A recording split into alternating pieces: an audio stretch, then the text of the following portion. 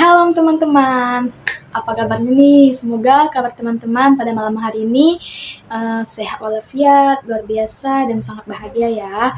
Kembali lagi di ibadah online PTKM, yaitu di Renungan Singkat. Kali ini bersama saya, Iin Tamara Manurung. Terima kasih kepada Divisi Kerohanian yang telah mempercayakan saya untuk membawakan Renungan Singkat kita pada malam hari ini. Nah, tema kita pada malam hari ini yaitu diperlengkapi untuk bersaksi. Tapi sebelum kita belajar tentang tema kita ini, mari kita menundukkan kepala, kita melipat tangan kita, dan kita bersatu dalam doa. Terima kasih Tuhan Yesus, terima kasih Bapa buat berkat Tuhan yang sungguh melimpah bagi hidup kami. Terima kasih Tuhan telah menjaga kami dari hari-hari yang lampau hingga pada hari ini Bapa yang baik. Pada malam hari ini kami akan belajar tentang firman Tuhan. Kiranya Tuhan memberkati kami pribadi Bapa. In doa kami Tuhan Yesus yang kami sampaikan hanya di dalam nama anak Tuhan Yesus Kristus, Juru Selamat kami yang hidup. Kami berdoa dan mengucap syukur kepadamu. Amin. Nah, tema kita pada malam hari ini yaitu diperlengkapi untuk bersaksi. Nah, ada satu ayat yang menurut saya relate dengan tema kita pada malam hari ini, yaitu yang tertulis dalam Kisah Para Rasul 1 ayat yang ke-8. Teman-teman boleh membuka Alkitab atau Alkitab yang ada di depannya. Nah, mari kita baca bersama-sama ya. Kisah Para Rasul 1 ayat 8, tetapi kamu akan menerima kuasa kalau Roh Kudus turun ke atas kamu, dan kamu akan menjadi saksiku di Yerusalem dan di seluruh Yudea dan Samaria dan sampai ke ujung bumi. Setelah kita membaca tadi nats Alkitab kita, sebelum kita masuk yang lebih jauh, aku mau ngajak teman-teman semua untuk berpikir melalui sebuah pertanyaan. Pertanyaan yang pertama, apa yang terlintas di pikiran kita ketika mendengar kata bersaksi?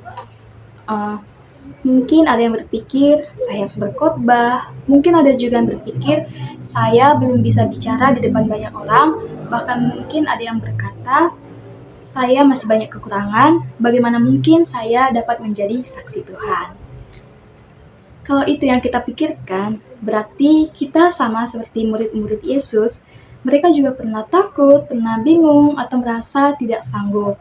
Namun, coba kita perhatikan ayat yang baru kita baca, yaitu Yesus tidak berkata, jadilah kuat dulu baru bersaksi. Sebaliknya, Yesus berkata, kamu akan menerima kuasa, lalu kamu akan menjadi saksiku. Artinya, kuasa datang lebih dahulu, baru tugas diberikan. Tuhan tidak menyuruh kita berjalan sendirian. Saya mau mengajak teman-teman untuk membayangkan sebuah ilustrasi. Mari kita bayangkan, seseorang ingin pergi ke tempat yang sangat jauh menggunakan sebuah mobil.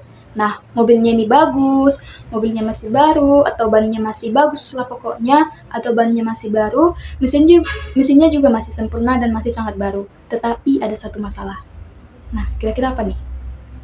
Jadi masalahnya itu adalah tangki bensinnya itu kosong. Pertanyaannya, apakah mobil itu bisa berjalan? Jawabannya, tentu tidak kan? Bukan karena mobilnya jelek, tetapi karena tidak ada tenaga yang menggerakkannya. Begitu juga dengan kehidupan kita mungkin memiliki kemampuan, pendidikan, bahkan talenta. Tetapi tanpa kuasa Tuhan, kita akan mudah takut, malu, atau bahkan mudah menyerah. Karena itulah Yesus berkata, kamu akan menerima kuasa kalau Roh Kudus turun di atas kamu.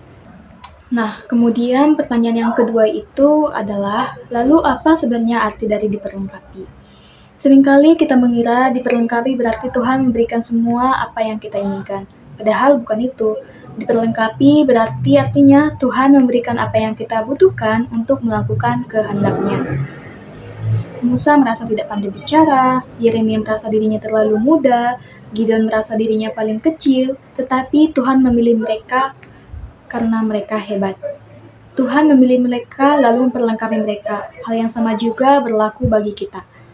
Pertanyaan ketiga, bagaimana cara kita bersaksi?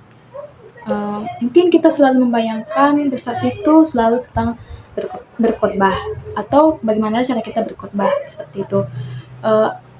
Padahal bersaksi itu bukan sepenuhnya tentang berkhotbah. Bersaksi itu dimulai dari kehidupan kita sehari-hari. Misalnya ketika kita tetap jujur saat ujian, atau ketika kita mengampuni orang yang menyakiti hati kita, ketika kita menolong orang lain tanpa mengharapkan balasan apapun dari mereka, atau dengan simpelnya adalah ketika kita menunjukkan sikap-sikap menjadi murid Kristus yang sejati di hadapan orang-orang seperti itu. Kemudian apa sih yang menarik dari tema kita malam hari ini? Yang menarik dari tema kita di malam hari ini yaitu kata diperlengkapi. Mengapa? Karena Tuhan tidak berkata, silahkan berjuang sendiri, seperti itu. Tetapi Tuhan berkata, aku akan memberikan Roh Kudus kepadamu, artinya kita tidak pernah berjalan sendirian. Tema kita ini menceritakan bahwa Tuhan memanggil setiap orang percaya menjadi saksinya. Namun Tuhan tidak hanya memberi tugas, tetapi Tuhan juga memberi kuasa, penyertaan, hikmat, keberanian, dan kekuatan agar kita mampu melaksanakan panggilan itu. Apa sih yang perlu kita pelajari dan taati dari tema kita malam hari ini? Ada 3 hal yang perlu kita pelajari dan taati dari tema kita pada malam hari ini. Yang pertama, jangan pernah berkata, saya tidak mampu. Karena kemampuan itu bukan berasal dari diri kita sendiri, melainkan berasal dari Tuhan. Yang kedua, beranilah menjadi saksi melalui kehidupan kita.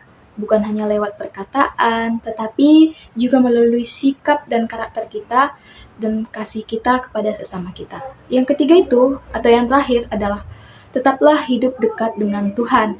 Sebab semakin kita dekat dengan Tuhan, semakin nyata kuasanya bekerja dalam hidup kita. Malam hari ini, Tuhan mengingatkan kita bahwa kita diajarkan untuk berani bersaksi.